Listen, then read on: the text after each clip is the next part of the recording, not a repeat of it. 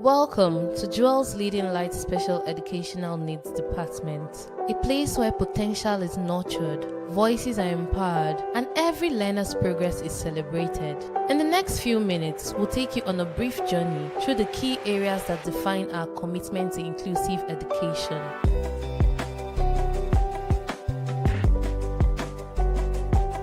At Jewel's Leading Light Special Educational Needs Department, one thing remains constant: our belief in every child's ability to grow, learn, and shine in their own unique way. Together, through our tailored therapeutic regime and activities, we are not just supporting learners, we are unlocking potential and empowering futures.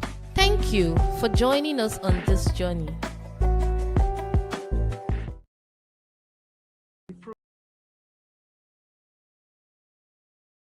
Progress is something else in terms of speech and in terms of being able to organize himself and focus to do something. In terms of tracing, you discover that he has really changed. Patience to trace wasn't really there. You can just do like this and throw away the pen and then run away. But now, you know, when he gets home, he brings his assignment for us. Yeah. I don't know how you guys did it. He's more interested in terms of academics, unlike before. So I must appreciate God for this school. Nice knowing this school. Pains me that I really did not know this school before now.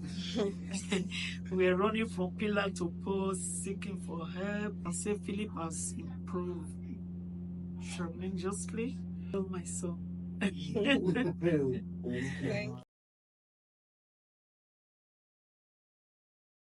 Okay, my name is Mrs. Awuni and I'm Mufe's mom. Mufe is in grade 4. We've been here for like 5 years. So far, the journey has been challenging, actually, and as well good. We can see a lot of improvements in Mufe. First off, we are at peace that Mufe is here because we know he's in a safe hands. There was a time we wanted to change school and then went around looking for school. To be honest, we didn't get any place that we're so comfortable with that we can say Mufe can be there and then we're at peace at work. But here is different. To be honest, we can see the commitment that the teachers put in to educate the children, and they've taken Mufe as their own child, and that has given us joy and peace. This book has really improved. We can communicate, we can literally communicate with Mufe, which wasn't like that before. Now you can tell Mufe, what do you want? We can communicate, and then he will tell us, unlike before that it wasn't like that. And to some extent, he's interacting with his sibling. He knows his numbers very well. That man is good at it. A lot has been done, and we really appreciate the educators, and then we say God will continue to bless you. Amen.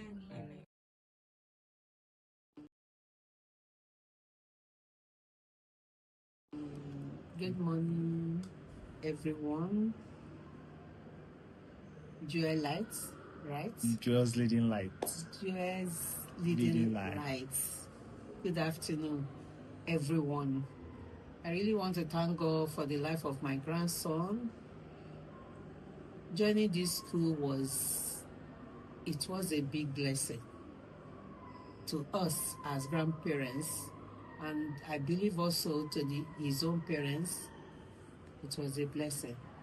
And there has been a tremendous, wonderful improvement in his life since he came here. He has improved so well in all his activities, academically, behavioral,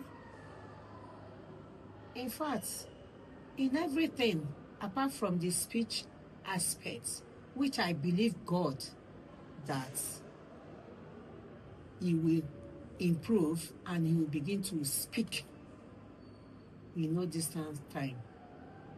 I want to say thank you to the teachers, to all that have made this possible. And may God Almighty continue to bless you and increase you all in your wisdom, in your ideas. Amen. To be able to train up these children the way parents will be fulfilled. in the mighty name of Jesus. Amen. Thank you. Thank you, Mr. Press. Thank you, Mr. Solomon. Thank you, Auntie. I can't remember the name now. Thank you, everybody. God bless you. Thank you so much, ma'am.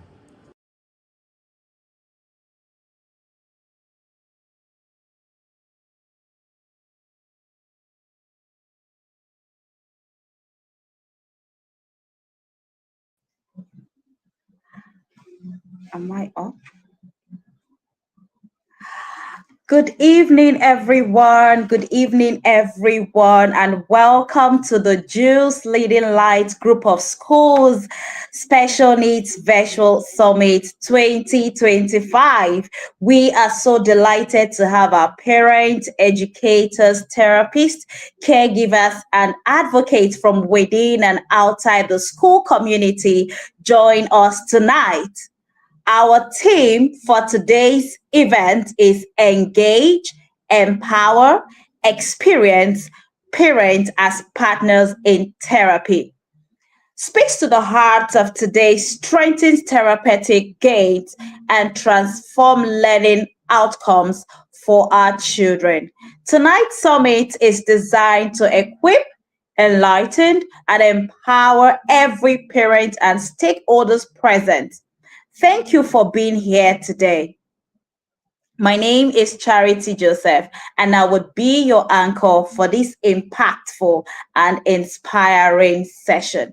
Thank you for joining us. So, at this moment, I will be giving a little speech about the summit we're having today. This summit marks the closing highlight of our Parents as Therapists for a Day program, a hands-on initiative where parents actively engage in therapy sessions with their children during the week.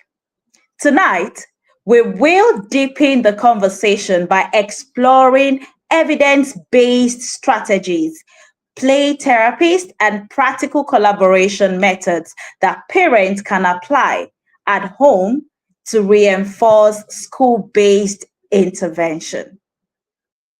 So, the Jews Leading Light Schools remains committed to inclusive education, family engagement, and evidence-led support for children with diverse needs.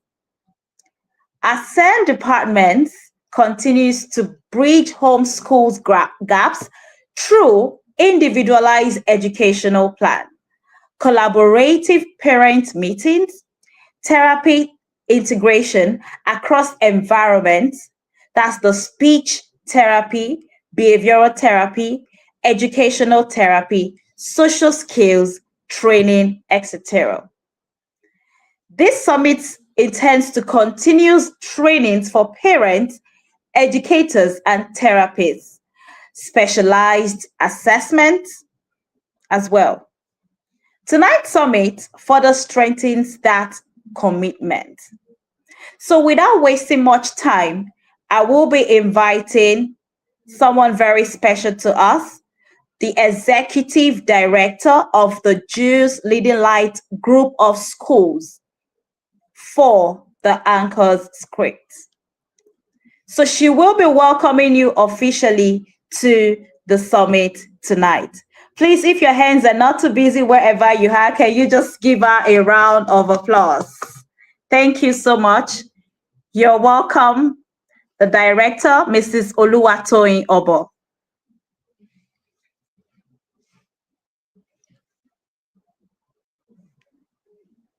We can't hear you, ma.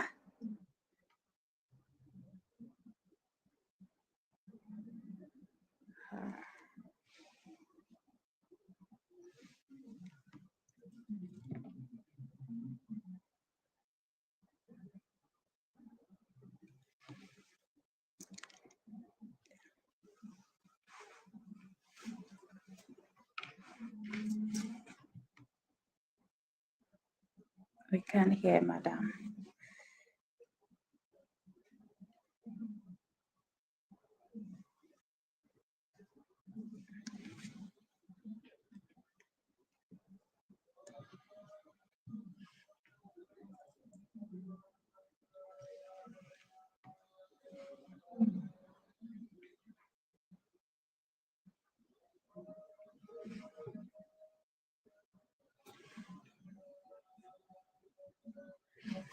So while we wait for her to join us again, we would like to welcome those that are just joining us. Welcome to the Jews Leading Light Group of Schools S.E.N Summit 2025. The last edition we had a lot of people join in from all over the world. And today we also have amazing guests joining us from all over the world. We want to use this medium to say you're very much welcome. You're welcome. And I believe that today's session will be very impactful and enlightening at the same time. So thank you for joining us. I will be calling up the names that I see on my screen. Okay, this is into. Okay, I can see Uzio Festus. I can see Damilola 8190. You are welcome. I can see Temitope Adebayo. You're very much welcome. Thank you for joining us. Today promises to be enlightening, like I said. So get ready to jot things down because tonight we are going to learn a lot. Welcome back, the director. Can you hear me now? Yes, this is very good. We can hear you, ma'am. Thank you. Thank you so much. I apologize for the previous loss in my volume. But today, we're very excited to be hosting our very own S.E.N conference. Good evening, distinguished guests, parents, educators, caregivers, and friends. It is my immense pleasure and honor to welcome you all to this year's S.E.N Virtual Summit, hosted by our prestigious institution, Jules Leading Light Schools. Today, we gather under the theme Engage, Empower, and Experience. A theme that beautifully reflects our purpose to connect, to learn, and to inspire meaningful change in the lives of every learner with special needs. At Jews Little Light Schools S.E.N Department, our mission is unwavering. We aim to empower learners with special educational needs through a rigorous therapeutic program, inclusive and individualized support that fosters excellence, confidence, and resilience. Rooted in Christ-centered values, we equip every learner to thrive, lead, gain independence, and make a meaningful impact in their generation and beyond.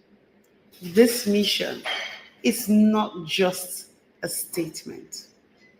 It is the guiding principle behind every decision, every program, and every interaction with our school. This summit is a testament to that commitment.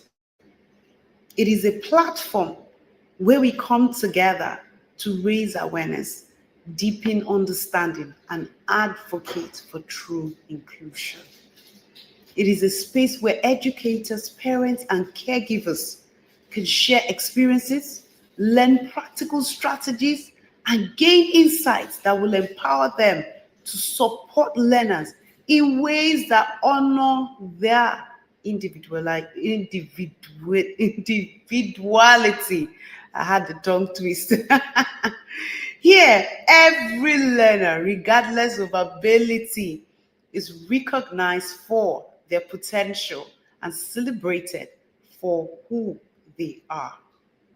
As we embark on today's event, I encourage you, I encourage each of us, let us appreciate every session. Give it your best. Be open, be curious. We're here to learn and relearn and unlearn if possible.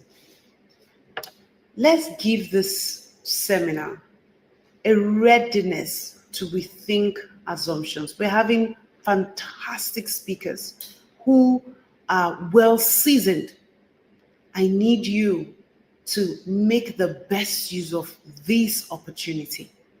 If you know anyone that needs to be here, if you know any parent that needs to hear this, if you know any caregiver that needs an encouragement, if you know anyone that is weary, please share the link and let them join today.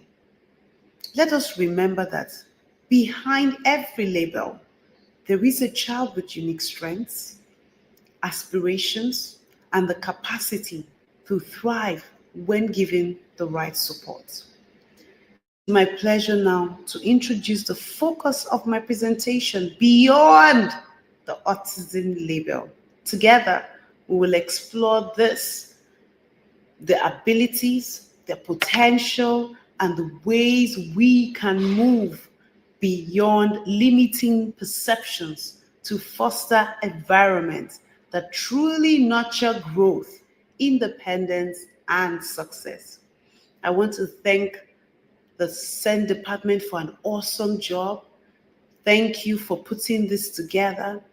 Thank you for all you do for our special needs learners. Thank you all also for being part of this important conversation. May this summit inspire us, equip us, and remind us of the incredible power of inclusion, understanding, and empowerment. We look forward to a great time of learning. Welcome, everyone. Welcome.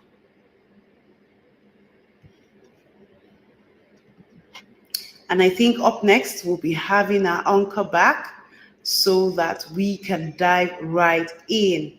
I am so excited for the speakers that will be sharing with us. So let me welcome Ms. Charity back on the show. Thank you so very much, ma'am, for that wonderful official welcome speech that you just gave. We appreciate you, ma. Thank you so much. Just like the director rightfully said, get ready to be impacted tonight. Tell somebody on that chat, tell somebody, get ready to be impacted. Get ready to be impacted tonight. Without wasting much time, we want to use this medium to welcome our very first speaker for tonight. Join me as I bring up Mrs. Ngozi Joy Belolisa. Mrs. Ngozi Joy Balalisa is a passionate, visionary, and highly respected educator with over 20 years of professional experience in transforming learning environments and championing inclusion for children of all abilities across Nigeria. As the executive director of Safe Host International Initiative, she has led groundbreaking work in inclusive education, child safeguarding, psychosocial support, and climate-responsive learning.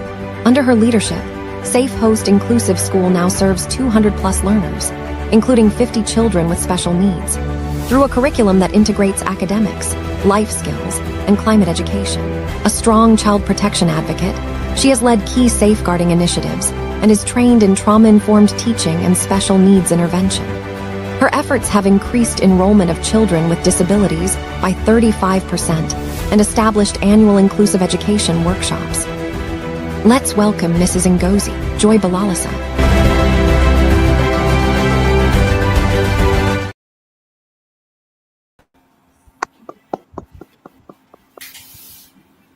Hello, hello. So Can you hear me? welcome, ma'am. Thank you so much. So good to have you here, ma'am. Thank you. I'm glad to be here. I'm glad to be here. Dual Leading Light Schools. I give it up to you for the great job you are doing. I'm so excited whenever I see an inclusive environment, an inclusive school that takes care of the neurotypical as well as the neurodivergent learners. It's a great job that you're doing. And I want to say thank you so much to the executive director and all your team. God bless you for what you do.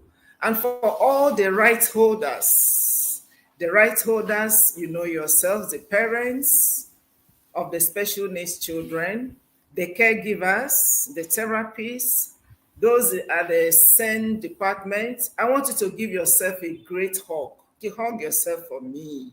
God bless you. We appreciate all you're doing. And thank you for putting together this great summit as it were. Now I hope the technical team are ready. We are going to learn quite a lot today. And I want us to have an open mind. Be ready with your questions. Please be ready with your questions, with your observations, so we can work together. We're here to rub minds and to encourage one another. The therapists, they need you on board. And the therapists, they need you on board. The parents, they need the therapist. If we work together, then we'll be able to achieve the goal set out for our children. The most important thing is that our children will be made to live the life they are created for, that they'll be able to fulfill potentials. And so, as we take this topic this night, building resilience and consistency, sustaining therapy gains beyond the school, we need to look at beyond the school environment. So, as we look at this topic together, I want us to know that we need each other in this journey, just for the sake of our children, for them to fulfill purpose, to live independent life and be able to do that which they have called to do on this planet Earth. Are we together? Okay, the technical team, the first slide, please. Yes, this training aims to equip parents and caregivers alike, therapists, and all that are concerned to understand how to sustain therapy gains at home, ensuring long-term growth and real-life application. Why are we talking about beyond the school? Beyond the school, we don't want these therapy techniques, methods, and all our children have learned to end up in the school. We want it to play out in the real-life environment. And the home, our society as a whole, is where the real life will be lived, where they will be able to, project what they have learned and then integrate into the society. Okay, we look at the objective. One is to empower parents to act as co-therapists. Now, every right holder, when we talk about the right holder, you know yourself, we need you to come on board. Therapy work is not left for only those paid by the parents. It's for all of us. To build resilience in children through daily routines. Remember, from home, the children go to school and they come back to home. Okay, so our daily routines must be looked at. We are going to talk about all this in details. Maintain consistency between school and home. There has to be this synergy coming together in agreement. My holy book tells me that two cannot work together except they agree.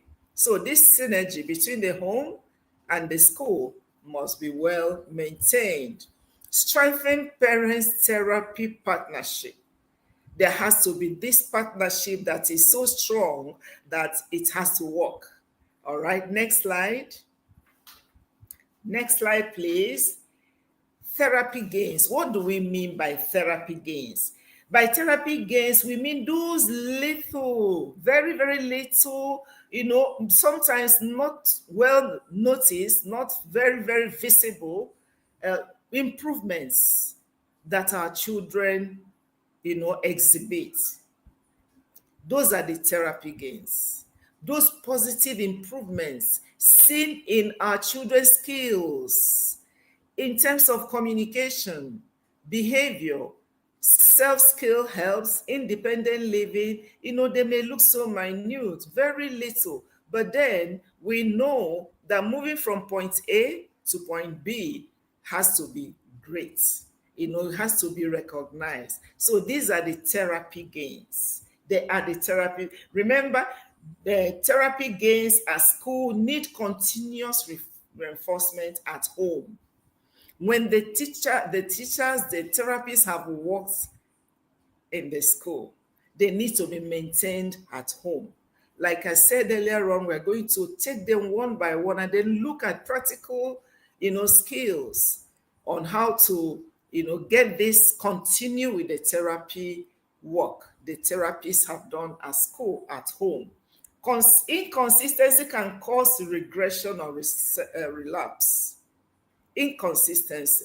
If the therapists have done some great work at school, and then from the moment the children are picked from school, in the car, while they are going home, and then right in the home, if they do not see the same consistency followed by the therapist at school, then it will not work. Inconsistency can bring relapse or reduce the efforts or the progress that we have seen in our children. The home plays a very important role in sustaining progress. The home plays a very important role, and this cannot be overlooked. All right. Let's take, for instance, if in the school, the therapists and the teachers have taught the child turn taking. Turn taking. Before you do anything, you have to take turn. You don't rush. Some of our children can be spontaneous. But then the therapist has sat in the school to teach the child about turn taking, and the child is able to control him or herself.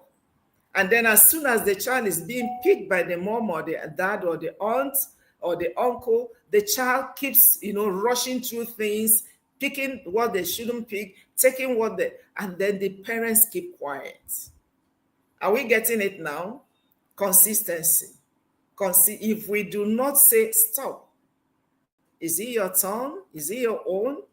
Have you said, excuse me? The 5 wonder words you learned in school, are you practicing it? If we do not follow through, then there won't be progress. The progress will not be noticed as we, or as it ought to be. Next slide, please. And then we come to the key words. Remember, tonight we are talking about resilience and consistency. Resilience and consistency. Let's look at the keyword resilience. What do we mean by resilience? Resilience means the ability to bounce back after a challenge.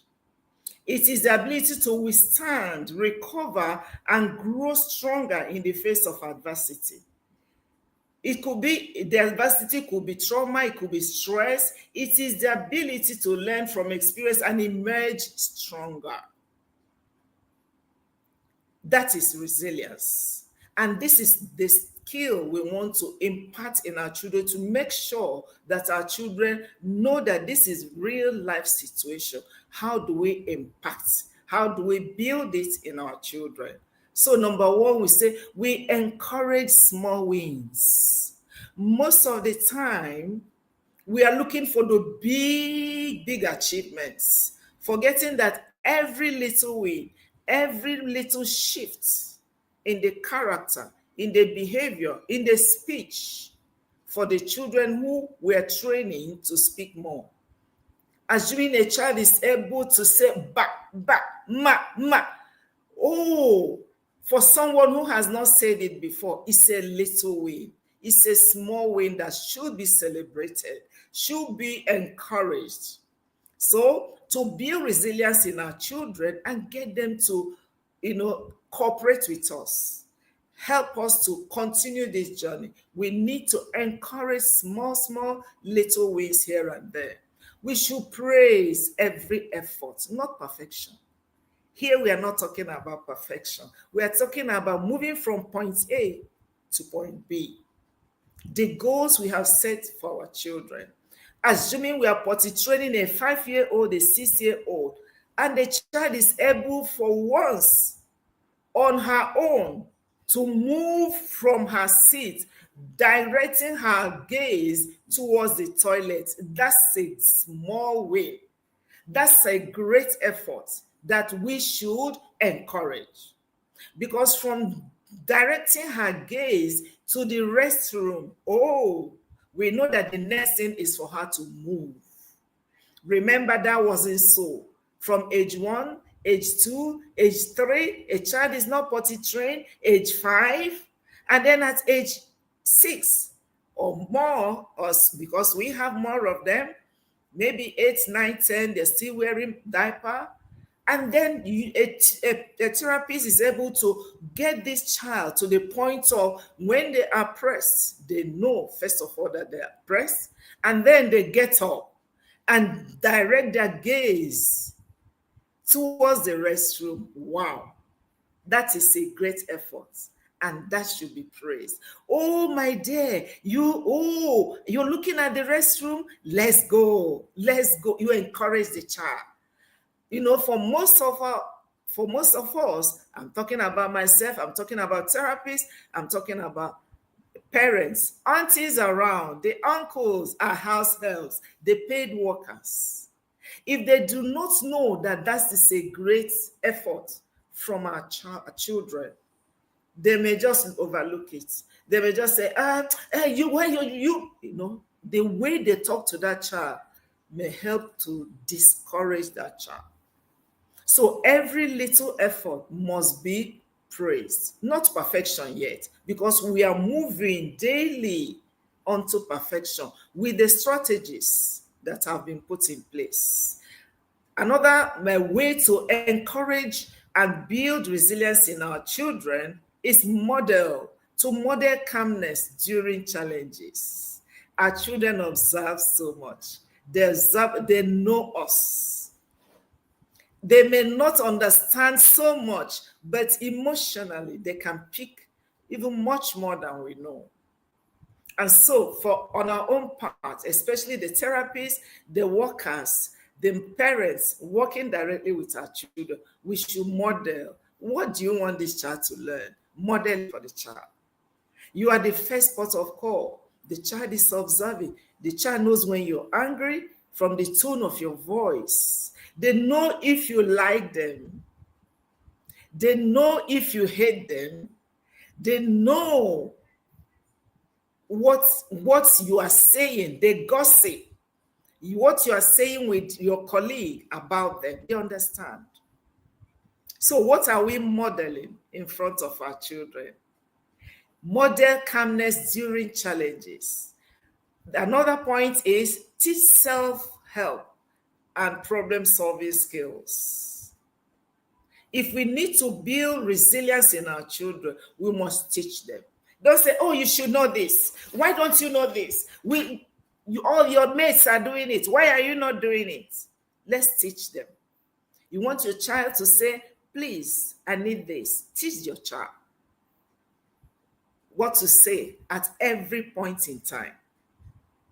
You're potty training a child, teach the child what to do and stay on it patiently. That patience you're modeling for that child. Next slide, please. Yes, these two words, resilience and consistency. Please, consistency. Let's talk about consistency. Go back a bit. Go back. Yes. We talked about resilience. We are talking about consistency now. What do we mean by consistency? Consistency is about showing up and staying and following through tasks, staying until a task is completed. We need to teach our children this. That is the word, consistency. It builds trust, is the key to developing habits, achieving goals, and making progress. Now, this consistency, what are the practical ways we can build this in the lives of our children? Keep a steady routine for meals, for play, for study. Not just at school. At school, the therapists, they know what to do. But what about home? What about when we pick them from school? We need to set a routine, set up routines and firmness in whatever routine you set. During meals, we should eat neatly on the table. We should not soil our dresses. During play, you should not play rough. Don't pinch another person. No biting. Let this be consistently done. And then it is time to study. During studies, whenever we have the opportunity, there could be incidental learning. When a child does something or something comes up, you stay on it and use it to teach a child. For instance, you're trying to feed a child, and then you're doing hand over hand. This, to put food in your mouth. Okay, it's remaining two more. You model two more with hand over hand the child. You putting the food in the child's mouth and say, wow, you have eaten one and it's remaining one. During study, consistency. Another method or another way to encourage consistency in our children is reinforce therapy strategies at home. There are so many therapy strategies. And this is not the therapists, they don't have monopoly to them. And that is why this training, empowerment is so good, because we want everyone to be on board. We want every family member to be on board, to know these therapy methods. I have said quite a lot already. If you were listening, you would have heard one or two. Hand over hand, incidental learning, and then we talk. There are so many of them. It will keep coming as we continue. Communicate regularly with teachers and therapists. We are talking about building consistency. Next slide, please. Parents as partners. Parents, we are on this. Like I said earlier on, I said you're a right holder. You're the right holder. So we need you as partners to work in this vineyard. Parents are the bridge between therapy and real life. The real life, the society as a whole. The therapists, the caregivers, the teachers, they cannot be with your child all the time. After school, what next? As we go to the marketplace, as we go to parties, birthday parties, traditional outings, to the church, to the neighborhood, we need you parents as partners to come on board. You can do this by using therapy techniques at home. Maintaining open communication with the school, record progress and challenges, so that when there is opportunity for a meeting with your child's therapist, you can discuss. Give him good record of what you have put down, the progress the child has made, and so on and so forth. Being patient and celebrating small progress. Most of the time, we are not patient with our children. We are like, no, my other child did it at 2 years. This one is 5 years. He's not doing, we keep moving our children from one school to the other, from one therapist to the other. But what is required of us is just a little patience, consistency, being there, getting knowledge, applying it, communicating very well with your child's therapists and teachers, and then continuing at home. Next slide, please. Building a supportive home. Now, when we talk about building a supportive home, in building a supportive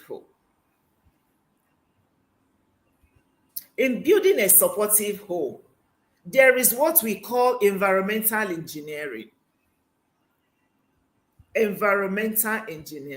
It starts from the home.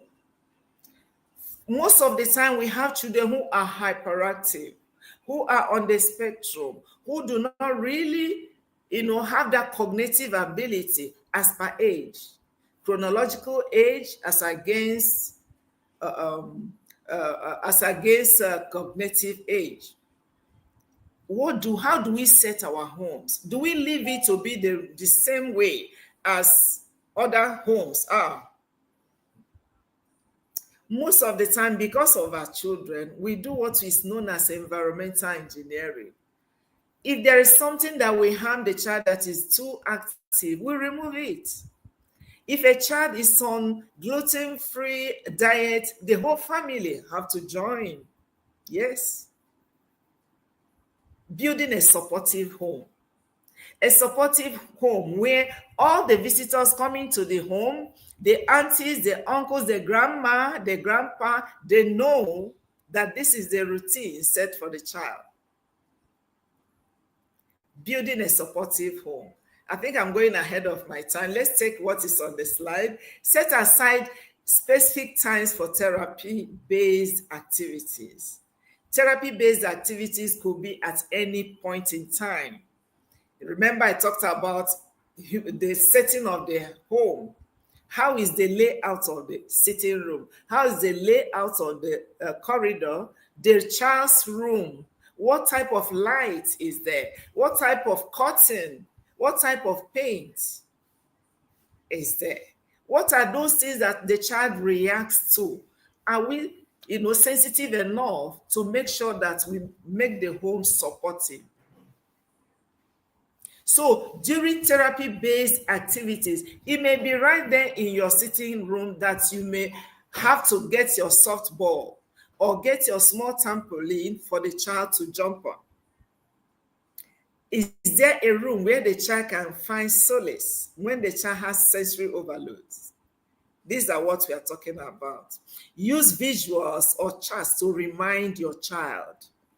I talked about potty training. Do we have supportive diagrams all over the home? Something like this.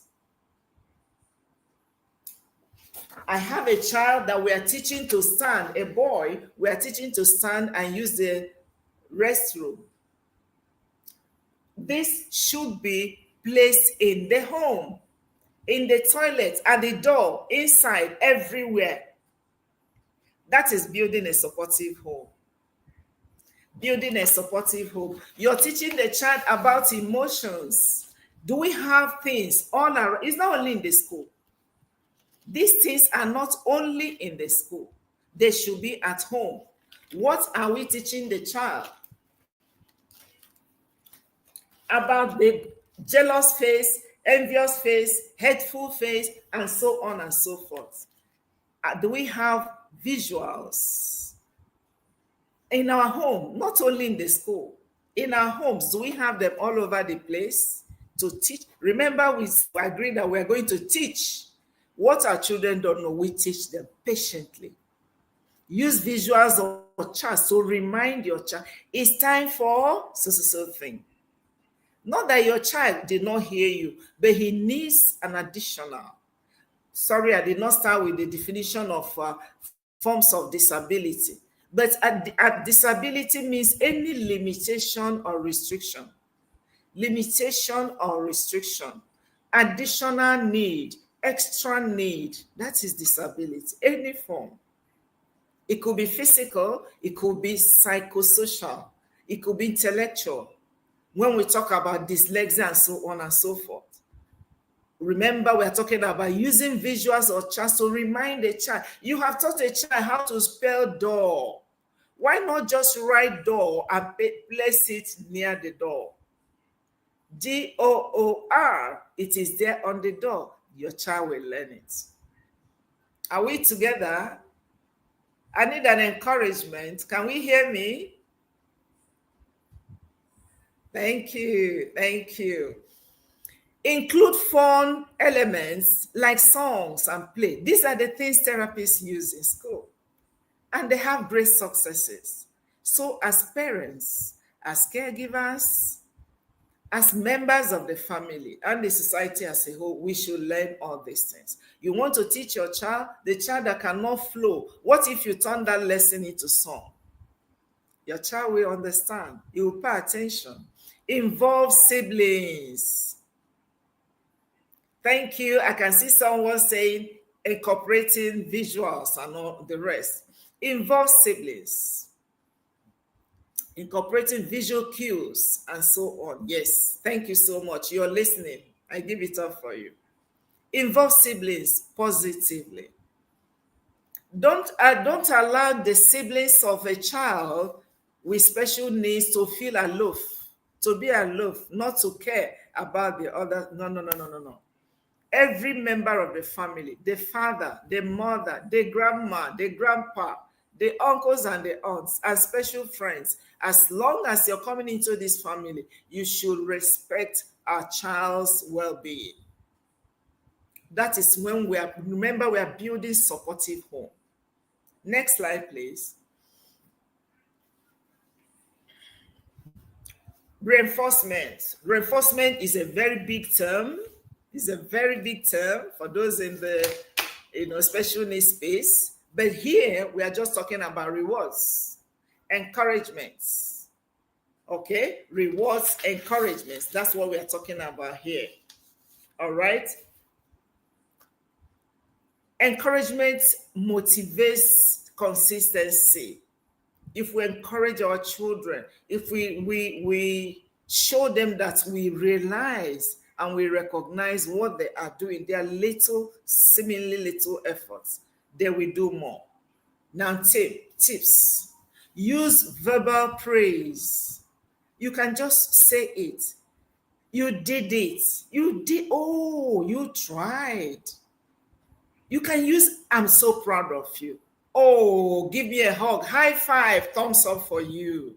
Those are verbal praise.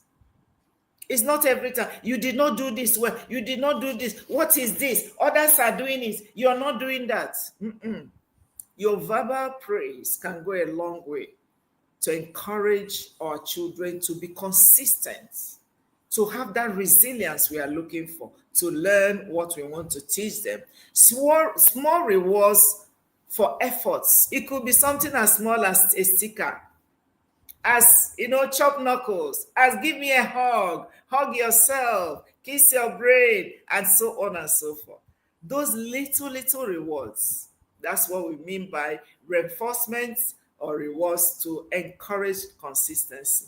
Focus on the process, not the perfection. Avoid harsh criticisms. Redirect instead. You're teaching a child to do something and he's just not getting it. Can you redirect? Can you think of another way? I recently saw a father on TikTok or so, teaching the child subtraction. And when he got so exhausted, he brought apples, 6 apples on the table. And they counted it, and then we just asked the child, give me this number, and the child, and then how many is remaining? And the child was not getting it. But he stayed on it. Be consistent. Redirect instead. It could be that you're teaching about apple or the spelling of apple, and the child is not getting. Just turn it and ask, what color is this? You can start talking about the color. You can start, you can just introduce something else, just to make sure that you encourage the child to know that you will get it. You're not getting it now, but you will get it later. You're making great effort, and every little effort should be encouraged. I like that. Your child does not need your sympathy, but your empathy. Thank you so much for that. Thank you so much. Next slide, please. Building emotional resilience. Building emotional resilience. Now, there's something we need to understand here as parents and therapists working. And for our children who have one limitation or restriction in any form, in any way, I want you to understand that their emotions are growing per age. their spiritual well-being, their emotions are growing per age. That is why your child knows when you're happy and when you're not happy. When you say something that hurts them, they know. So for us to build emotional resilience in them, we must be intentional. How do we support emotional well-being? We can do that by, one, listening without judgment. Sometimes we are training our children to gain more vocabulary, to speak more, to sound more, to be more attentive. What do? We need to listen more. Be patient with them. Some of our children stutter. They stammer so much that we just brush them aside. Oh, let another person. What are you even saying? Such things hurt their emotions. Remember where we started. Their emotions are growing per age, even if cognitively they are not growing per age. Naming emotions. And that's why I brought this, different faces and all that. You can help your child to state how he's feeling. Are you sad? Tell me why you're sad. What happened today? Why is it that you're feeling this way? What made you happy? Are you mad at what so person did?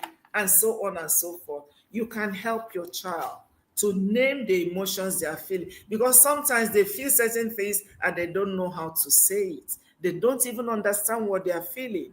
We can help them to name their emotions. Modeling coping strategies. When you're angry, how do you show you're angry?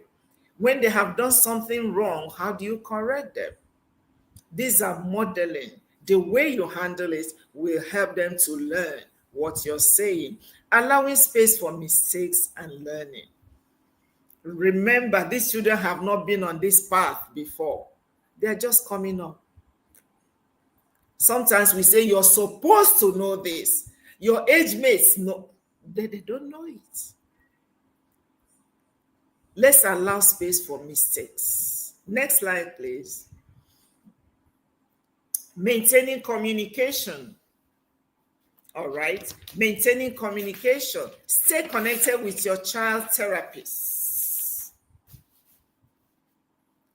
What did you people do today?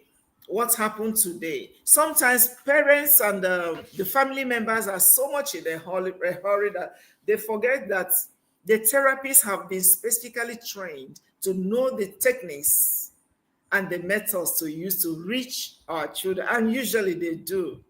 They get the children to comply. So why not communicate with them? Ask them, how did you get this child to eat this food? This child, whenever I give her food in the house, she doesn't collect from me. They will tell you the method. It could be that the therapist just starts singing whenever it's time for food. It could be they start dancing, what type of dance. It could be there's something they do, or they just remain firm, and consistent in asking the child to do the right thing. So by the time we are able to communicate with the therapist, we'll be able to know how to maintain communication, share updates regularly, ask for home activity ideas. We're talking to ourselves now. Use a communication notebook or WhatsApp group. Sometimes we are so much in a hurry, but when we get home, at our quiet time, you can use your WhatsApp group or your phones and so on and so forth to communicate. Attend school parent therapy meetings. That is how to maintain communication. All right. Next slide, please. Next slide. Common challenges parents face. No, go back. Go back. Yes, thank you. Limited time or energy. Now the therapists, the caregivers, the teachers, that is their work. So all their energy is in, working with our children. But then for parents, most parents are so busy at the office and in their work. And so when they come back, they are so exhausted. These are the challenges our parents face. We know that. We recognize that. child resistance or emotional breakdowns, inconsistent routines at home. You may have set your routines, and then, or from the blues, somebody comes from the village. Am I communicating? Somebody comes from the village and we want to carry your child that you have taught to be independent, to be able to feed himself or herself, and you find one auntie or grandma feeding the child for you. All right, inconsistent routines at home. I hope there are right holders here. Hello, parents. Challenges parents face: stress or burnout. Thank you. Thank you. Thank you. Solution. Now let's look at solution, because we are here tonight for solution. Simplify the routines. I'm telling you, by the time at home you do a supportive environment, environmental engineering, no matter the visitor that comes and sees that your television is up, or there's no television in the sitting room, or that you have your posters, spellings here and there, the words you want your child to learn for that week, all spelled out in one corner or the other, they will align. The problem we have is that we have not done the environmental engineering. We have not set our home to suit that one child. You may have 4 or 5 children, but because of one child, everyone is not eating a certain type of food. Everyone is coming together to do one thing just because of that one child. Where by the time we set it up, no matter the intruder, no matter the visitor, when they come and see such setting, they will align. They will align. Seek support from therapists. Sometimes you have to invite therapists and teachers at your home to come and do home therapy. All right? Take care of yourself too. We need you to be strong for us. Next slide. Checklist. Daily guides. Morning routines. At home, what are the things we do at home? Like I said, we can have them listed out. We have a visual timetable. We wake up so time. You see a picture of someone waking up and the child sees it. And the child sees it's time to lay our bed. She sees a picture of someone laying bed. And then after laying the bed, we see someone brushing the teeth. We see someone getting into the bath to shower. And so on, those routines, we need it to be spelled out, not just at school. That is what helps us at school. The therapists, they know how to tell our children, after this, then this. A child wants to go out to play, and the therapist will say, oh, look at, it's time to do this. After this, we'll do this. And the child will comply. At home, if we do the same, it will work. So setting routines, not just morning, but routines at home. Greetings, self-help task. This is how to bring out your clothes. You bring out your clothes, you lay it this way, and as you want to put it on, you pick it like this, your head and your right hand, left hand, and then you pull it down. All right, so morning routines should be set, afternoon routines, review skills or practice fine motor skills.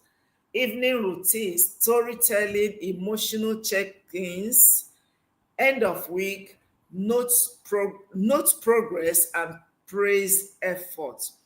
Daily guides. These things can be structured at home. If you notice that your child is improving in one area or the other, call the therapist, call the school. How did you achieve this? Can we do this like this? Do this like, yes. They'll be able to help you set up things like that. Because ultimately, we want our children to succeed. And so we have to set the stage for them to succeed by making sure that we have, the routine set out well. Practical activities at home. How many minutes more do I have? Hello? Hello? Okay. Practical activities at home. Okay, just let me do a rounding up. Thank you. Thank you. Okay. Practical activities at home. Communication. Ask open-ended questions. Please try to avoid asking yourself, asking your children the questions that will, generate only yes or no answers. Avoid it. Avoid it. Avoid it. How are you? Fine. Why not just ask your child, how are you feeling? Tell me how you feel. That will help the child to talk, narrate. How are you? Fine. Avoid using how. Try using questions that will generate more answers, that will get the child thinking. Fine motto, buttoning. We can teach our children how to button. Don't just be in too much a hurry to do it for them. They can do it. Sorting, drawing. When we talk about sorting, it's as simple as mixing rice and beans together and asking the child to put beans here and leave the rice on the plate. Simple.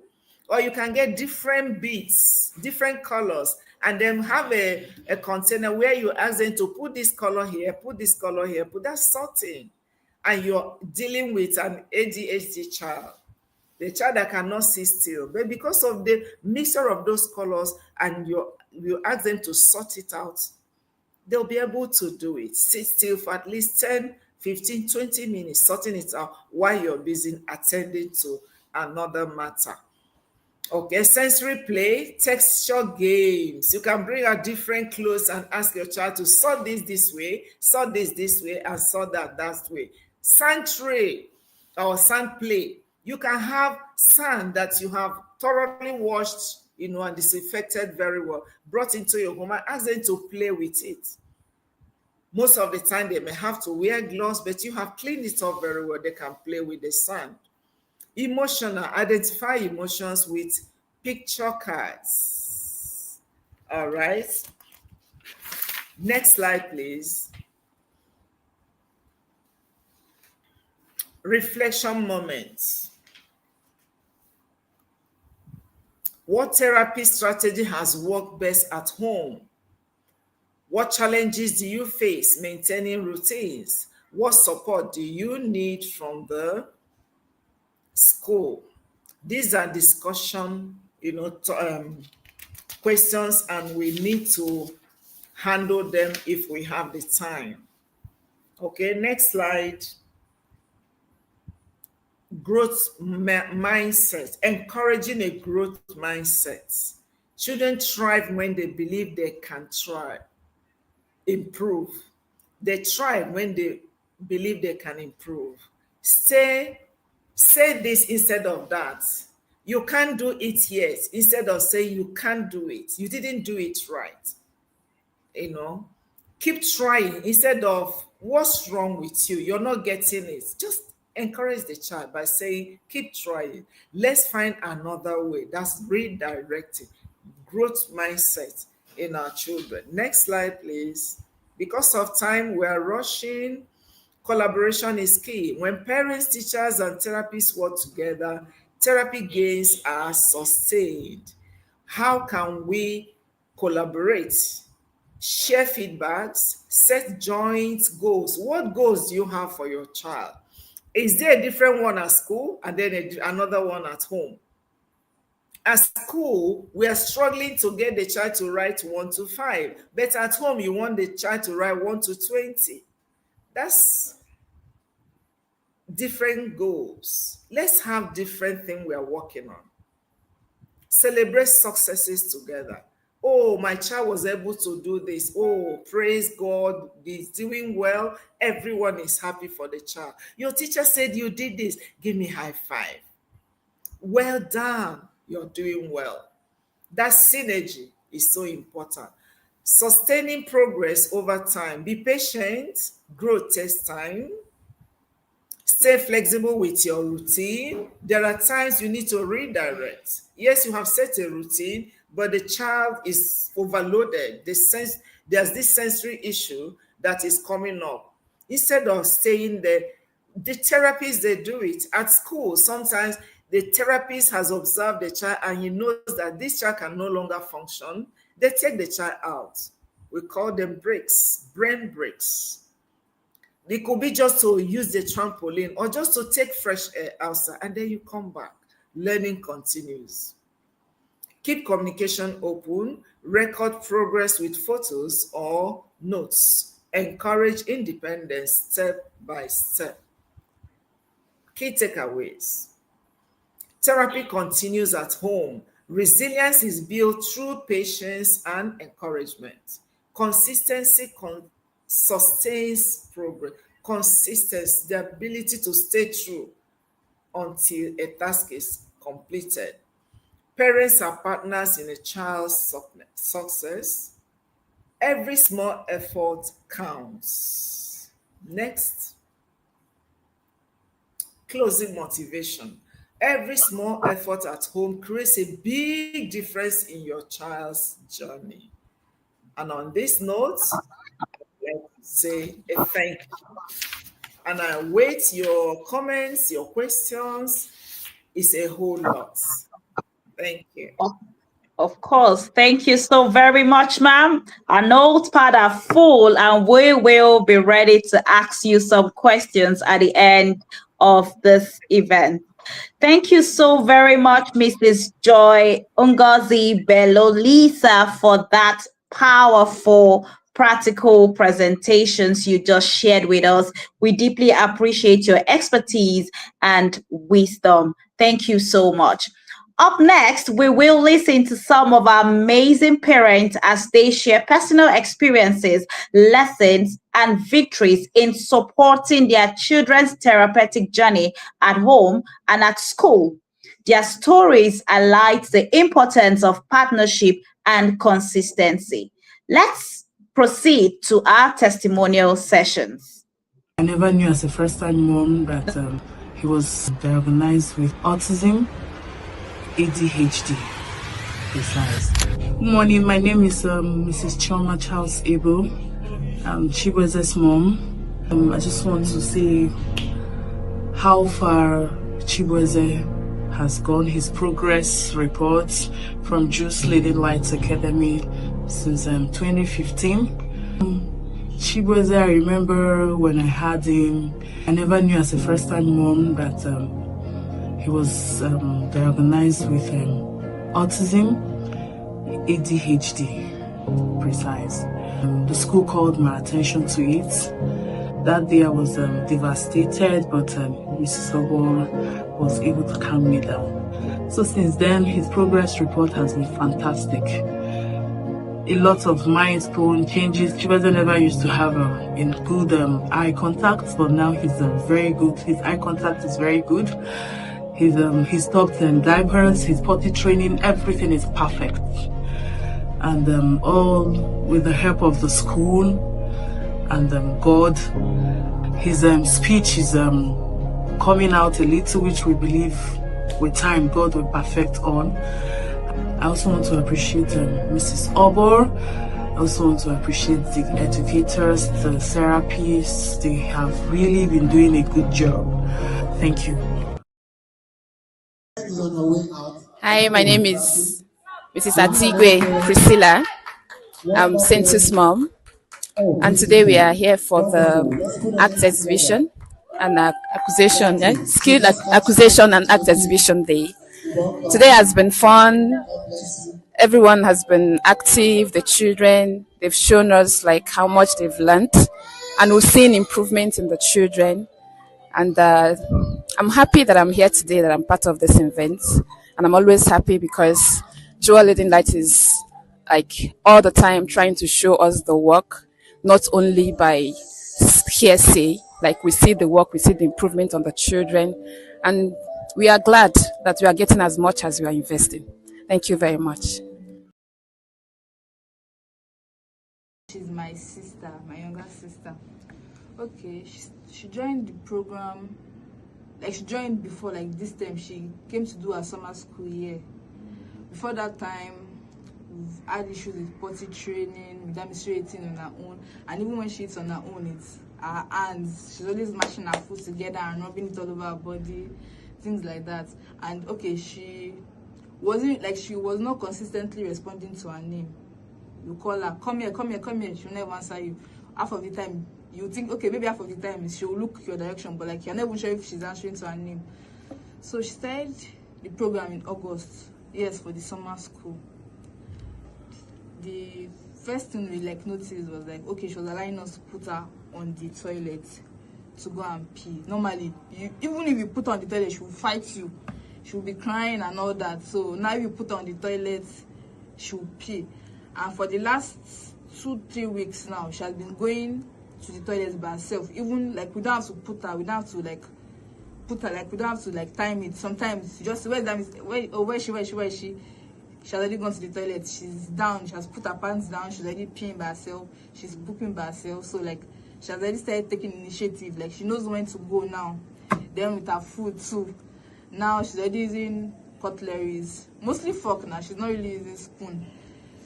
She uses her fork, but we still have to correct her. But at least it's better than before with using her hands and fingers. So now even when we are out now, we can just request for like plates and for her to just dish it. And before she was mostly on milk 2 years, but now we've been able to cut out the milk completely, like even the sugar and screen time to be able to do that. Sometimes with her siblings, you just have to maneuver it. We take her downstairs when they want to watch TV and all that. And like even schoolwork now, before too it was fight, but now she knows when it's time to like do her schoolwork. Even if she'll be crying and she'll be doing this, but at least she'll sit down and now even as brothers work too, coloring, she's mostly interested in coloring too. She like want to color, so we just give her like a piece of paper to just scribble and color on that. Then see many improvements, many improvements, and we're hoping to see more. Because now, okay, I think she's more verbal, more songs, 1, 2, 3, just spontaneous 1, 2, 3, and like she can identify it now. She has a book, so when she's at home, just see that Missy in a corner, 1, 2, 3, like like this one. I know that she's not like reciting it from the top of her head, like she's pointing at it and like, okay, she knows this is 1, this is 2, this is 3. Sometimes you point at it and she will answer, sometimes she will not answer, but at least it's a far improvement from before. Like she did not know, okay, this was 1, this 2, this 3. She was just saying it from the top of her head. But now she knows, okay, this is 1, even ABC 2. She knows this is A, this is B, this is 3, and this is C. And she's consistently saying it. That one was just like off chance. Okay, she just say it. We are not sure if that, like she just knows it, or she just repeating it or something. This one now, I know she's sure. Like 1, 2, 3. If her brothers are singing, she will join them. Some songs too, like they have their own anime song. Like she knows it, so she's already saying it out, and like it's very nice.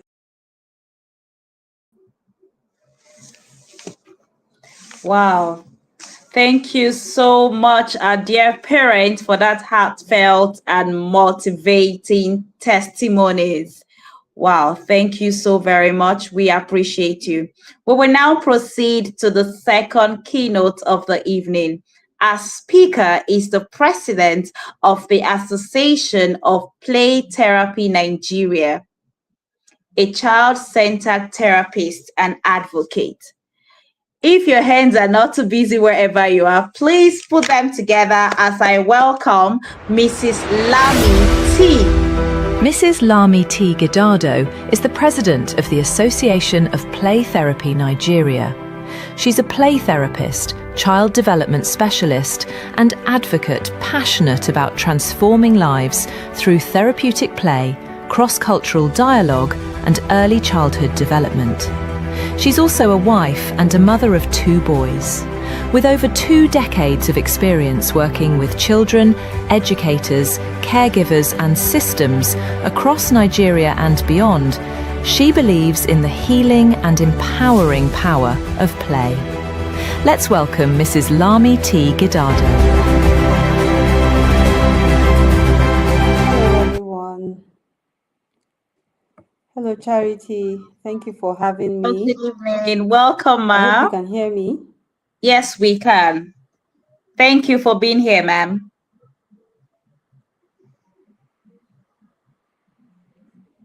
Okay, I'm not sure. Can you hear me?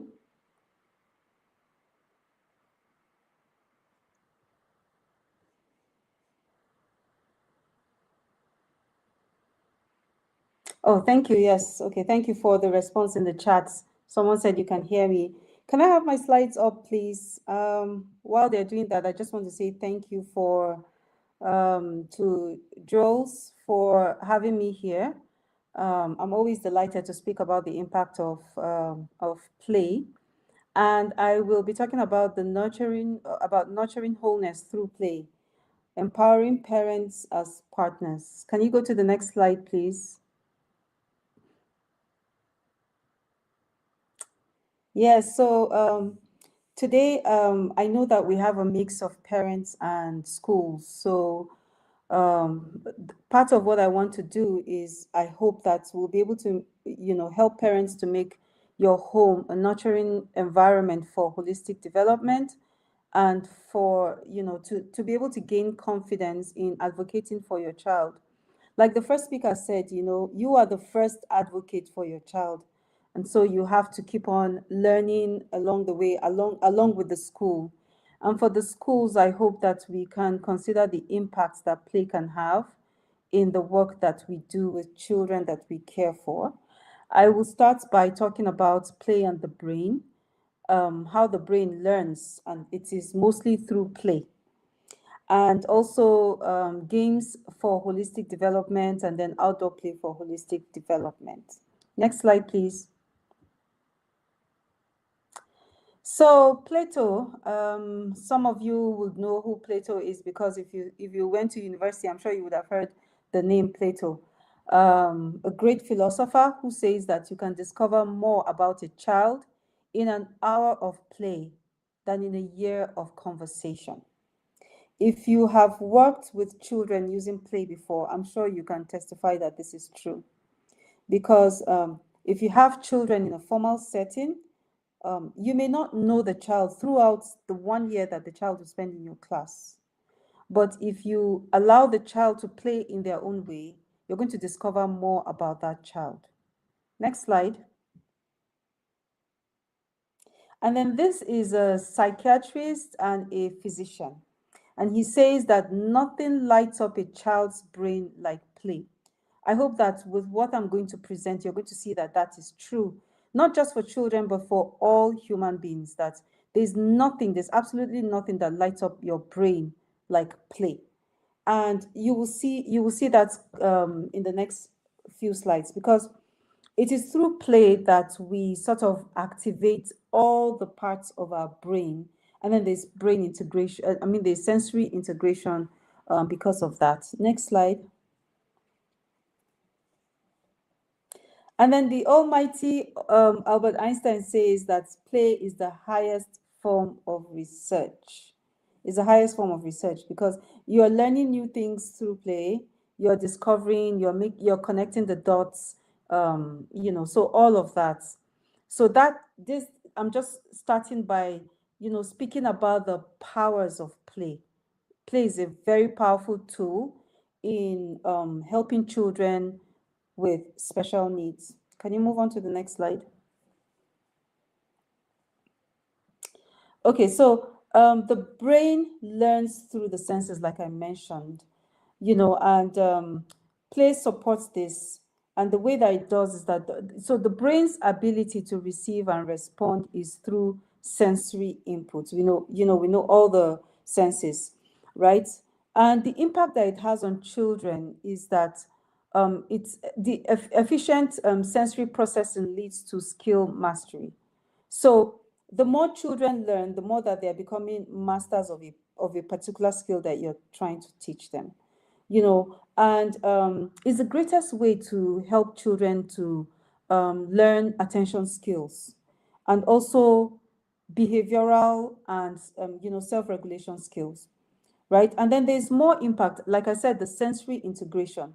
Unfortunately, we are only activating parts of the brain, so you can imagine that if a child only sits down, to receive from a teacher. You put the child down in front of you only to learn from you that you are always the leader when it comes to children. We may end up not activating all the parts of the brain. And this is the impact that play has. It activates all parts of the brain, most especially the prefrontal cortex. That's the front part of the brain that can only be taught through activities, that people can learn only when they discover things by themselves and not by sitting down and hearing somebody else tell them what to do, right? And that's the part of the brain that is responsible for our emotions, our judgment, and many other skills. And then the signs of poor sensory processing can include inappropriate behavior, anxiety, and poor social skills. And who needs it more than a child with special needs, right? Because they're already dealing with these issues that I mentioned.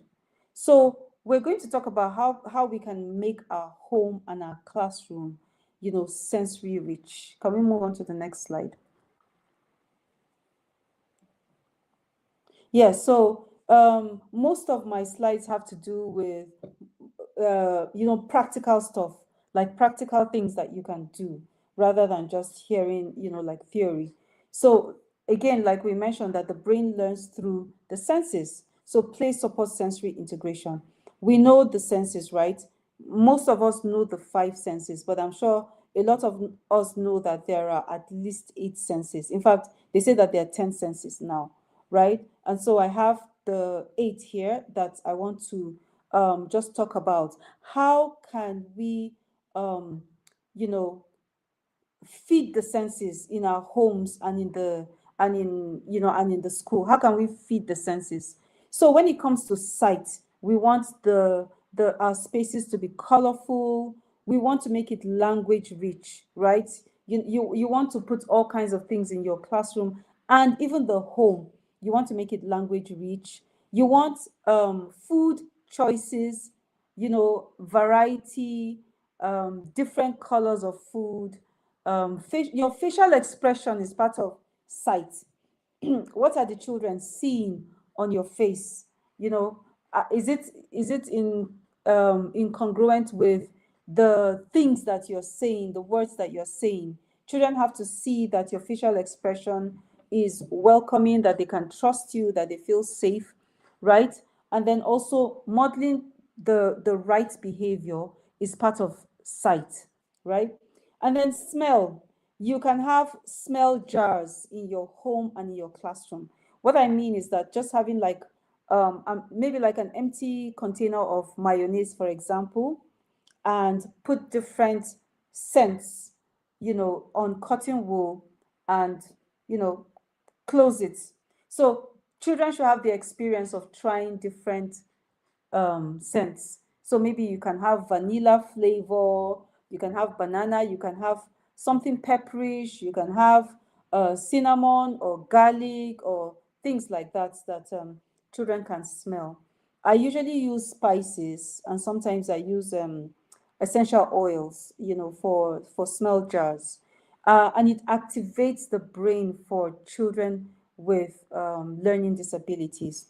Then having different air fresheners, but also being sensitive to needs, because sometimes it can be sensory overload, right? So you may want to start with something mild and see what it's like for the child that you care for. Having all kinds of things like baked and cooked foods that we can smell also can help with sensory integration. Then there's taste, right? You want to give them the experience of spicy or sour, bitter, sweet, bland, all of that. And then there's hearing. Your home can be filled with music, all kinds of music, right? Part of hearing is also words of affirmation. The first speaker mentioned praises and encouragement. So these children need a lot of that. They need a lot of encouraging words from you. And then also your voice variation also matters. Sometimes it can be a whisper, sometimes it can be loud. When we are outside, we can use our outside voice. When we're inside, so having all of that voice variation can also encourage brain stimulation. clapping, making all kinds of joyful noises, using musical instruments. They can all help in brain integration. And then there's touch. Again, she mentioned some of this. You can have sand, all kinds of sand. In your classroom, you can, well, for me, I live in Jos, but I had to find um, beach sand from the east. You know, someone brought it for me. So, but you can use any type of sand that is clean, right? You can have clay, fidgets, toys, water, foods, slimy, different types, different textures, right? And then there's the sense of proprioceptive sense, right? So that has to do with movement. So you want to be able to have children push tires, skipping, things like sway or hopscotch, jumping on the trampoline, tug of war, finger painting, hopping, crawling, obstacle courses. And then there's the vestibular sense, which has to do with balance. So swinging can help with that, riding bicycles, scooters, dancing, playing tag, running around. There's the interoceptive sense, which is one that many people are not aware of. And that has to do with actually feeling your body sensations, right? Making connections between your emotions with the part of the body that you're feeling that emotion. For example, hunger is an emotion. Where are you feeling the hunger, right? Anxiety is an emotion. Where are you feeling it? So being able to feel your body. So working on curbs, drawing emotions, feeling charts, swimming, breathing exercises can help with all of that. So this can work both at home and in school. All right, next slide. So outdoor play is great, and I want to talk about outdoor play specifically because we do a lot of okay, we know that we should buy some manipulatives in the classroom, but outdoor play is also very beneficial for children with special needs, right? Because they are able to engage their whole bodies when they are outside. When they're outside, children can run, they can jump, crawl, climb, and explore freely. They have the space to move their bodies the way that they choose to, right? We have a child in our center with autism, and he runs around. You have to chase him, catch him, and all of that. And so the teacher decided to get a rope that is safe, tie it around his waist, and tie the other end of the rope to a tire. And so he has to slow down, pull the tire that is heavy for him.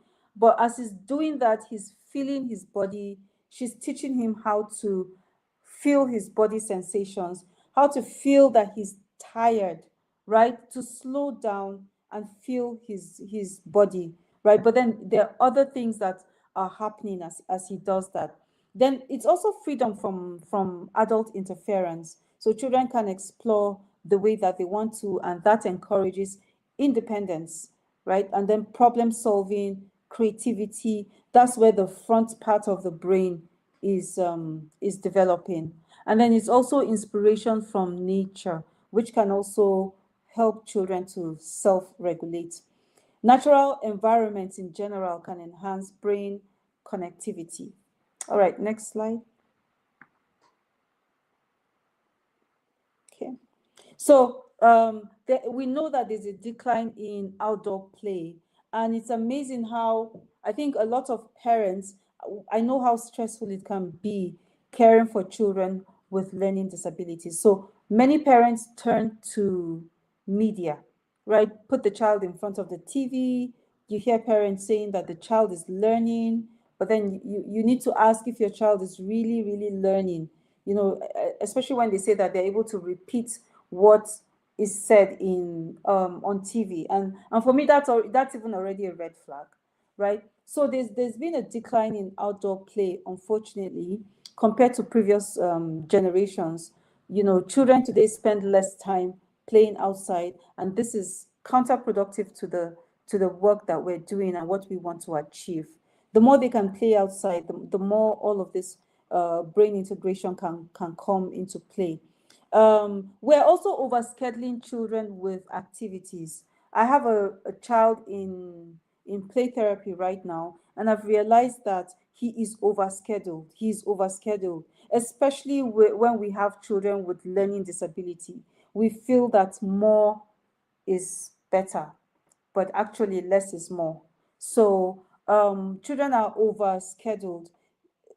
I would, it would be great if parents and caregivers can just know that reducing play can be counterproductive to what you want to do or what you want to achieve in the child. So that's something for us to be aware of.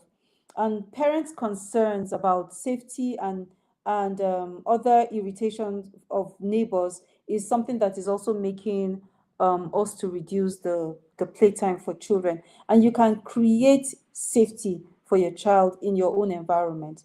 And then, of course, the fear of lacking competency in outdoor risk taking. Yes, and that's why that's why it's counterproductive, because the more we say, oh, I don't want my child to hurt themselves, I don't want them to fall down, I don't want them to have a scrape and all of that, the more we do that, the more we're reducing their ability to take risks. And so the more they're going to keep on depending on us, especially children with learning disabilities. Next slide. Okay, so the risks of less outdoor play. So the consequences, what we'll see is that there will be a decline in creative thinking. That's where children can, just explore and, have the freedom of choice and all of that. So in that, their problem solving and, learning all the skills that they need to become risk takers. So there's a decline in creative thinking, and then reduced ability to socialize and handle conflicts. And of course, already children with learning disabilities are already excluded from a lot of social activities. And so, we're not doing them very well when we do that. And then increased mental health issues in children. As a play therapist, of course, my work includes working with people with mental health issues.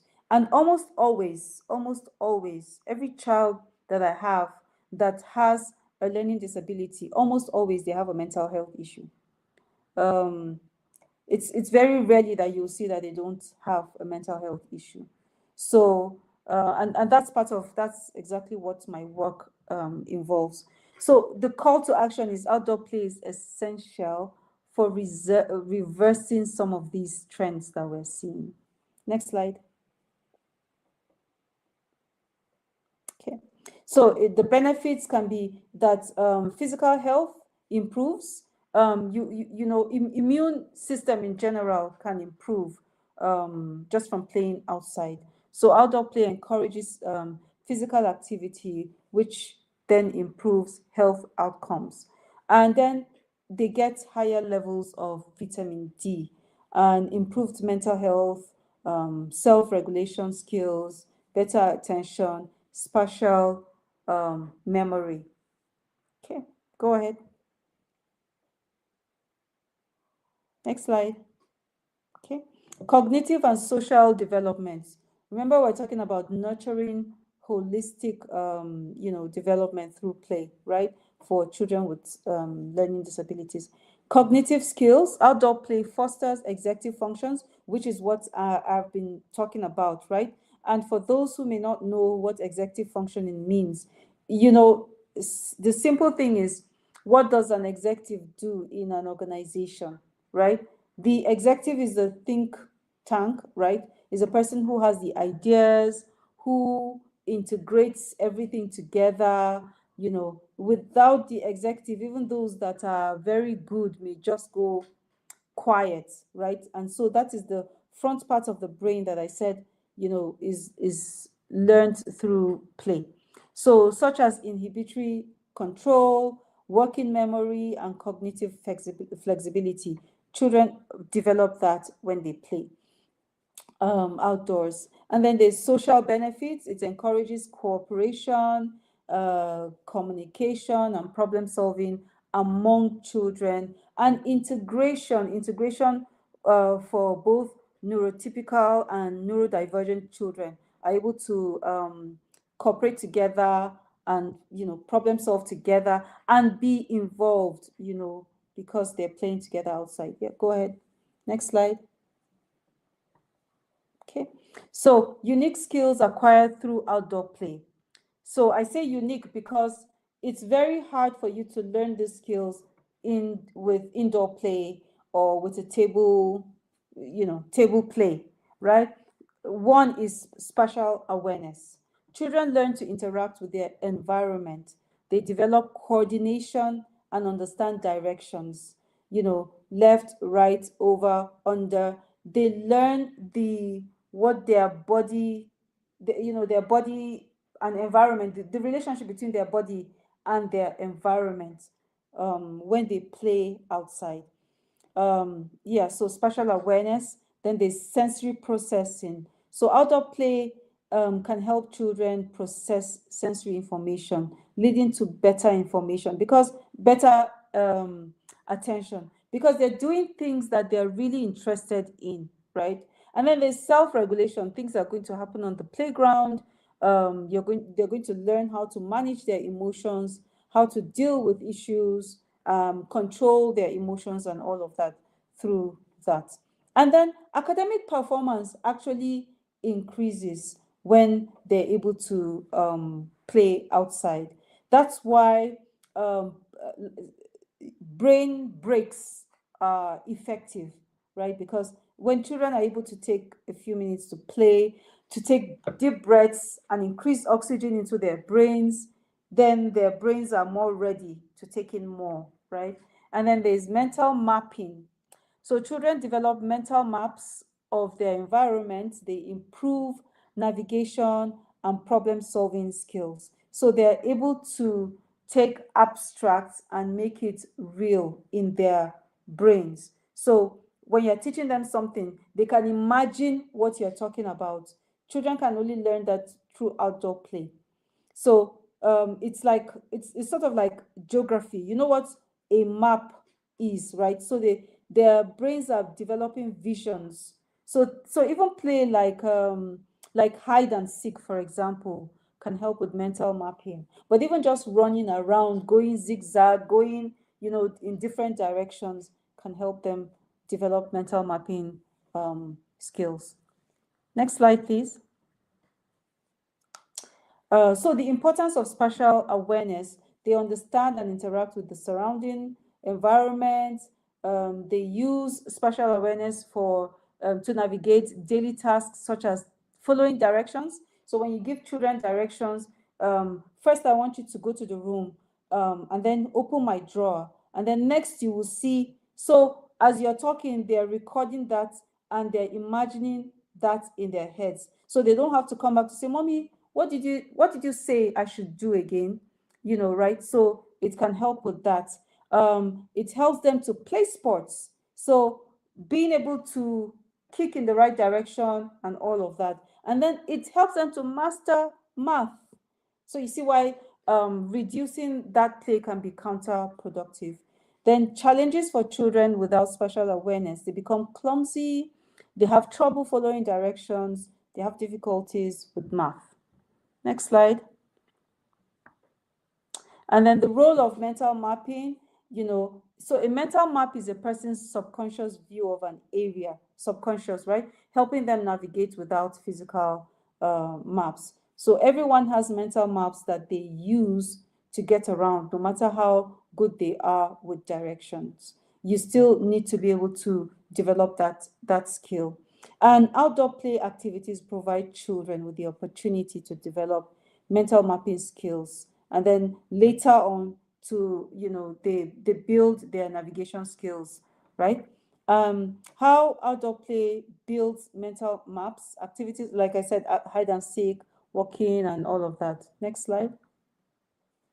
I want to be able to go through all the slides. Next slide, please. Okay. So, like I said, all I kept thinking about was practical things that we can do, right, at home. So card games. I'm bearing in mind that we're talking about children with different abilities, so if your kids can play card games, remember that it is not about the winning and losing, right? Even though that happens and children need to learn, to manage their disappointment and all of that, but also their emotions. So, but card games can boost memory. Even the flashcards that we use in classrooms, you can also have them at home. So card games can help with to boost memory and problem solving skills. So that's cognitive development. And then it encourages cooperation. It encourages turn taking, and so communication, cooperation, and playing fairly. So that's already social development. Then moving and handling the cards, can help with hand-eye coordination. That's physical development, right? So example, like I said, various flashcards, matching and pairing cards, and you can make some of this by yourself. There's a game of Snap, there's Go Fish, you can check online. But you can also create your own fun. You can create your own flashcards. You can use ordinary things like cardboard, paper, right, to make your own card games. Next slide.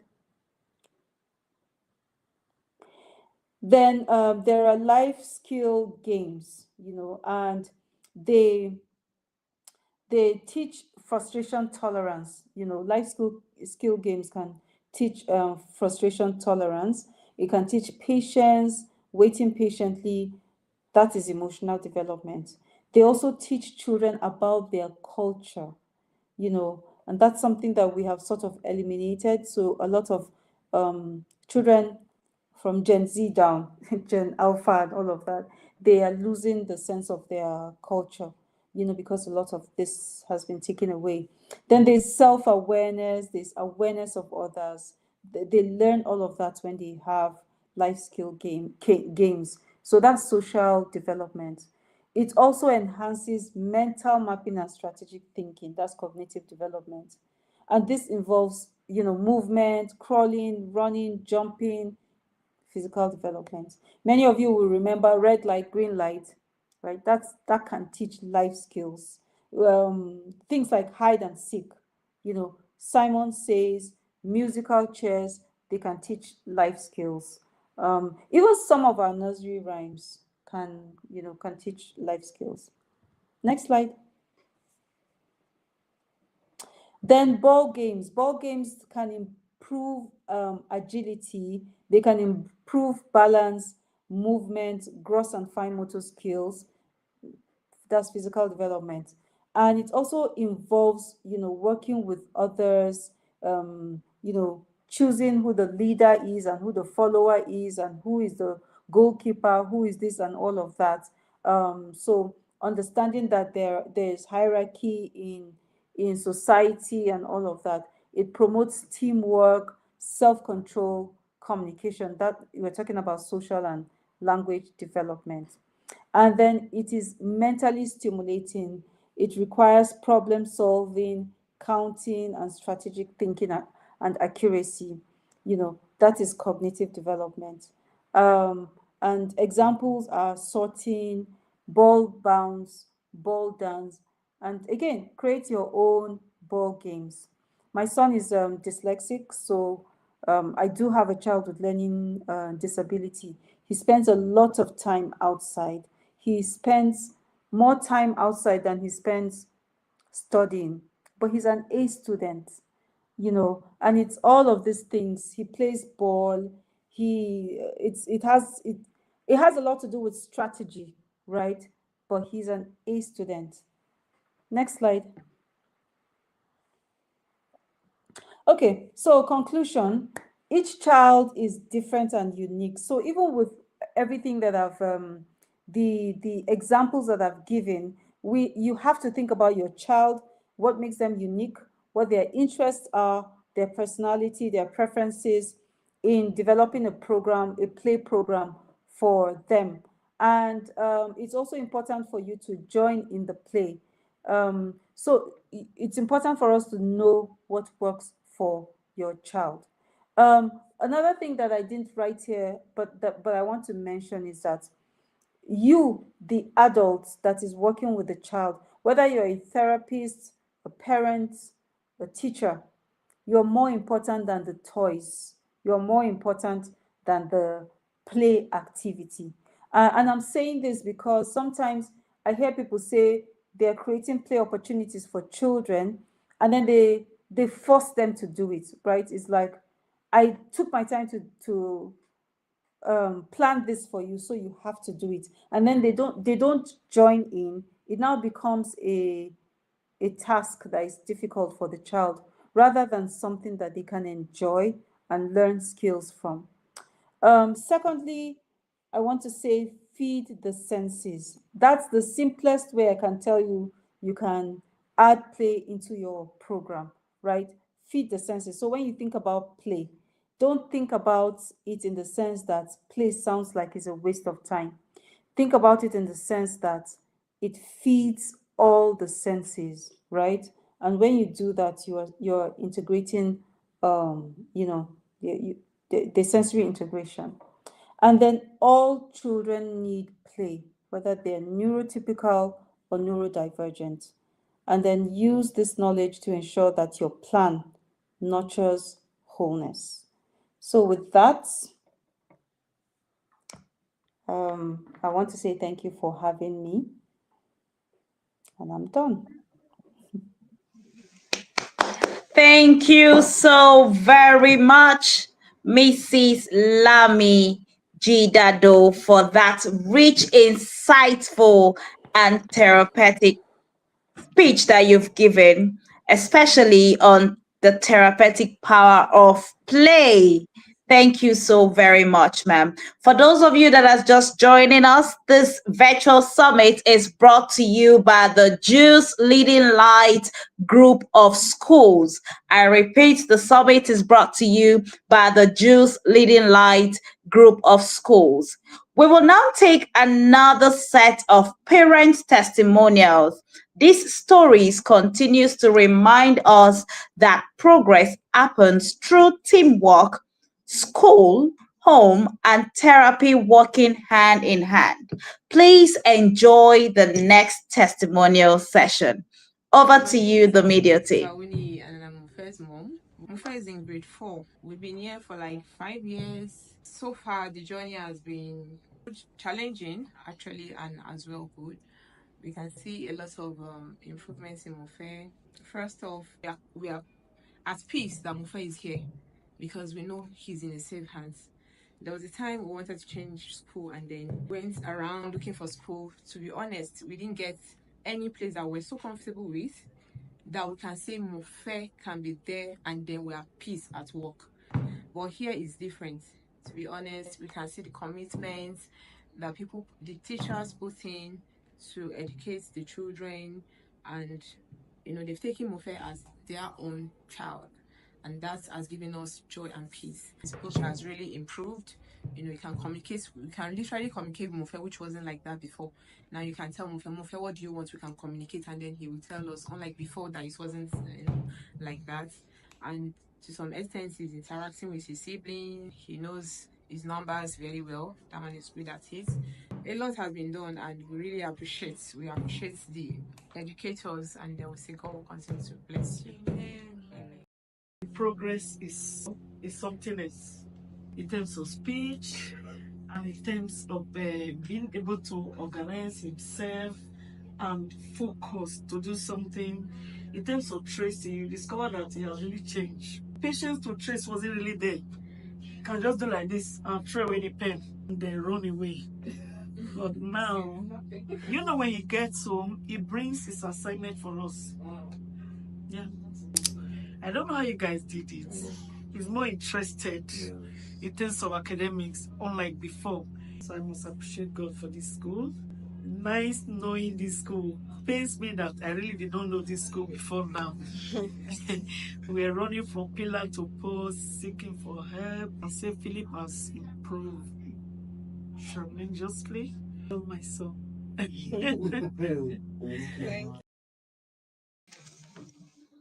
So you see, feedbacks like this from our parents tells us that we are doing something really good and they can really see results in the lives of their children.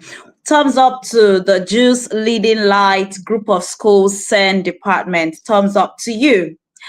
Okay, so moving on, we would now move. Oh, sorry. So to wrap up the presentation for today, I am pleased to invite the Special Needs Coordinator, an exceptional practitioner, strategist, and team leader. Please, let's make welcome Mr. Praise Orimolade to deliver the closing speech for tonight's session. Please, let's welcome him with a clap. You're welcome. You have the floor now, sir. All right. Thank you so much, Miss Charity. Thank you so much, our distinguished speakers. It's been an impactful session, and I believe that everyone learned a lot from both speakers. So it has been an enriching and deeply inspiring session so far, and I want to sincerely appreciate everyone for their active participation, attentiveness, and genuine commitment to strengthening the therapy journey of our learners. It's not it's not an easy task, but we believe and trust God that with God by our side, we will succeed always. So, but then today's conversation has reminded us that of one powerful truth, that it takes the home and the school working together to achieve meaningful progress. And if we can both partner together in therapy, I trust God that success is inevitable. So, and with the insights shared by our speakers and the heartfelt testimonials that we've all heard, it reflects the essence of our theme for this event, which is engage, empower, and experience. So engage with your child at home, empower yourself. You've been empowered with by both speakers, and you've been empowered with some very practical strategies that you can actually use in working with your words at home. The power of play.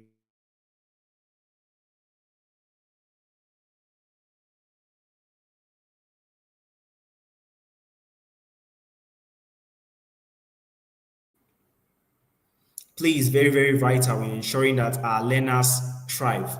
So, to every parent here tonight, I want to say thank you. Thank you for showing up. Thank you for partnering with us. And thank you for choosing to walk this journey with patience, courage, and love. Your involvement has a direct impact on your child's growth, whether you like it or not. And the consistency you build at home is the bridge that sustains therapy gains long after school hours. So, as professionals, we see the difference, and your child also feel the difference. We must say the truth. I also appreciate our educators and our therapists for their dedication and unwavering passion. You know, these partnerships succeed because we all share the belief that every child can thrive when given the right support. And this brings me to the bone of contention we've always had with some parents, like screen time. You know, I was having a discussion with someone and I was speaking about screen time and the rise of virtual autism. And when we talk about virtual autism, we're speaking of uh, a child who has been so engrossed in screen time to the point whereby this child is now even showing signs or symptoms of autism. So instead of engaging the learners with screen time, why not try play? Do engage them in storytelling, like Mrs. Ungozi rightly said. Engage them in storytelling. Engage them in play, like Mrs. Lamy said, and trust me, you will see your children thrive more than ever before. So with the foundation laid so far, I will say thank you to all our speakers. I will say thank you to our audience, and thank you everyone for making this summit a success. Thank you and God bless you all.